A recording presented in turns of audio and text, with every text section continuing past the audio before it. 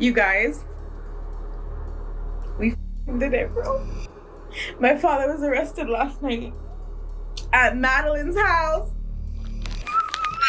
Two sisters take to TikTok to help capture their father after he was charged with sex crimes against children. I'm Angenette Levy, and this is Crime Fix. Anna Alberon and her sister have been all over TikTok for more than a year, pleading with the public to help find their dad, Davy.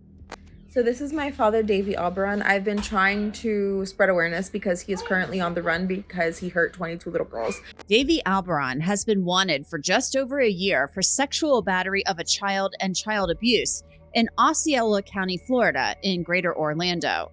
This guy starts to molest and rape 2 young girls. Now, thank God for the courageous acts of coming forward by these 2 girls, and we have a warrant for his arrest for the acts that he did against them. Help us find this guy and get him off the streets. The Alberon sisters knew what their father had done to the children was criminal. It was wrong. So they transformed themselves into social media crime fighters. Because he hurt 22 little girls between the ages of 4 and 16 years old. The 4-year-old he bought. So yeah, he bought a child. At one point, the sisters even put up a billboard and started a GoFundMe for a reward. It has been an entire year that my father has been on the run with the help of his family. Then recently, a big break. The Alberon sisters appeared on America's Most Wanted. Davy Alberon's beautiful daughters, Anna and John 80, are with us. Thanks for being here. Thank you so much for having us. Thank you. You are so brave. You are so brave and tough. That likely helped generate a big tip in this case that led to the arrest of Davy Alberon in Polk County, about 90 minutes away from Osceola County on Sunday night. Here's Sheriff Grady Judd with how the arrest unfolded. And we received a tip on Sunday evening that he was hiding at a house off Country Haven Drive in Lakeland. Well, that was his mistake to come to Polk County. Our deputies surrounded the house with a canine. It was late on a Sunday night, and it was quiet because it's a beautiful, nice neighborhood. And all of a sudden, the silence was broken by scurrying around, someone trying to get away. We circled a shed behind the house and took a guy into custody. He told us his name was Jose Fernandez. Well, no, it wasn't. It was Alberon, 51-year-old Alberon. And once we ran his fingerprints, we saw that it was him, and then he confessed that, in fact, it was him. The Alberon sisters, of course, took to TikTok to celebrate. So thanks to America's Most Wanted, he's only been on the show for a week, and we found him. Osceola County Sheriff Marcos Lopez is here to talk with us about the very latest in this case. Sheriff, what is the latest? When will Davy Alberon be back in your jail? Well, right now he is clearing some charges for providing false information to law enforcement in Polk County. As soon as he clears those charges, they will bring him over and they'll transport him here to the Osceola County Jail so he can face the charges reference to sexual batteries, the capital sexual batteries. Tell me, if you would, what charges he's facing, because his daughters have said, there are multiple victims in this case. But it's our understanding he's only facing charges at this point for 2 victims. Yes, right now he's facing 3 capital sexual charges on children from 12 and under. He's facing lewd and lascivious molestation charges and also child abuse. The reason we haven't been able to charge any additional charges is because we're still waiting for any additional victims to come forward so we could start the process. We can't do anything unless the victims come forward, identify themselves, and cooperate with us so we could actually charge them.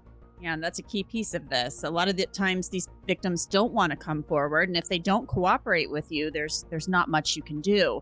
Tell me, if you would, the daughters in this case, Anna and her sister, obviously launched this massive campaign on TikTok, hoping to help capture their father. And yet they say that there were other family members who were aiding Davy Alberon. So tell me about how unusual this is to have 2 daughters come out and launch this campaign to capture their father. Yes, it is very unusual, and my hat goes off to them. They're courageous, they're brave, and they did the right thing. One even mentions, he's her best friend. But you know what? When you're wrong, you're wrong. You're right, and justice is always going to prevail. The campaign that they launched and being unstoppable, their dedication and commitment to making sure he was apprehended is really what a real citizen should do and do to help law enforcement. We're so limited with our resources sometimes. We do need those additional eyes and ears, and you can call anonymously to our crime lines, but when you directly get involved and we continue to push, every tip helps. A lot of the family members were given false leads and false tips saying he was in New York or in Philadelphia, and then he was in Puerto Rico. So what we did, we had to get the marshals involved, because they start looking for those fugitives once they start leaving our jurisdictions. But I'm telling you, if we had more citizens like them that would come forward whenever these type of things happen, I'll tell you what, we can get more criminals off the streets, and we'll be in just such a much safer place. And it really seems like the big break in the case happened when this appeared, the story, the case appeared, and the daughters appeared on America's Most Wanted. That may have led somebody with some information to say, you know what, I've just got to tell what I know. Well, we basically, this whole case originated in the St. Cloud Police Department's jurisdiction, which is in my county. What I do is I showcase most wanted felons always to help whenever they're these type of cases where they're harming children, because you definitely want to prevent them from harming anyone else's children. If they're willing to harm their own family members, imagine what they'll do to strangers. So we showcased him on our Osceola's Most Wanted it happened in November of 2022, and we showcased him late December 2022 to help raise the awareness. And then the daughter also started raising awareness, and we continued to push this. And then the America's Most Wanted picked it up and helped. And like a couple weeks later or a week later, sure enough, one of the tips led to the correct place where he was at in Lakeland, and it led to his arrest. Do you think that there could be some charges for the people who were helping him hide? There is charges for harboring a fugitive. However, it's kind of hard to prove. It's kind of hard to say, you have to go in there, start interviewing them and talk to them and see, what capacity was their involvement. Was he just there visiting and they told him to leave and he refused? Police showed up and he jumps out the window. There's so many different scenarios. I do believe that the Polk County Sheriff's Office will be looking into that because of all of that happened in their jurisdiction. Mm-hmm. And, he gave a false name too. He tried to say that he wasn't him. So that, to me, they were able to figure that out very quickly. Sheriff Judd told me, because they had a fingerprint scanner, and it almost looks like something you'd see on CSI, and I've seen them in county jails when I've been there doing stories. You put your fingerprint on there and they can, like that, they can figure out who somebody is and ID them. Yes, it's a very good tool. We have them here. We use them a lot on traffic stops and in criminal cases when people are not able to be identified. And, sometimes you do get a good hit and sometimes you don't if they're not in the system. So it just depends if they've been processed through the NCIC and the FBI inlets. In this case, he had been, because the warrants were already pushed through. But it's a good tool. It's a good resource. And, and my hat goes off to those officers in Polk County who didn't give up, and they didn't believe that he was not who he said he was. And the persistence paid off. He actually was Davy Albarrán.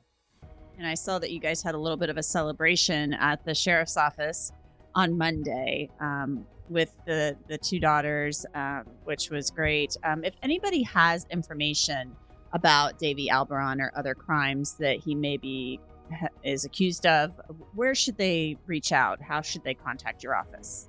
Please have them call at 407-348-2222, the Osceola County Sheriff's Office non-emergency line. Tell them to talk to a detective, victims' crimes, sex crimes, and what we'll do is we'll investigate, find out what jurisdiction it occurred in, and if it happened here, we'll add the additional charges. From speaking to the victim yesterday, there's one victim that something happened very similar in Orange County. She's supposed to be going to the Orange County Sheriff's Office to talk, but like you said earlier, it's very hard for them sometimes to come forward. But when you see that these girls, they fought and continue to be persistent, now he's in jail, I think that gives other victims a little bit of hope and say, hey, you know what? Let's do this. let's keep adding charges to this guy. And guess what? The longer and the more time will be added to his jail stay. So, anytime victims come forward and help us out, it really helps law enforcement so much because, like I said, we're shorthanded. You know how it is all across America. Without witnesses and victims coming forward and telling their sides of the story or pushing, being persistent, sometimes these things don't come to closure. So we really thank them. Yeah, most definitely. And the victims coming forward, obviously, they're seeing that this guy is being arrested. He will be taken through the system. So it probably reassures them a little bit that something will actually be investigated and possibly charges filed if the evidence is there. Sheriff Marcos Lopez, thank you so much for joining us. We appreciate it. Thank you for having me. And that's it for this edition of Crime Fix. I'm Angenette Levy. Thanks so much for being with us. We'll see you back here tomorrow. Until then, have a great night.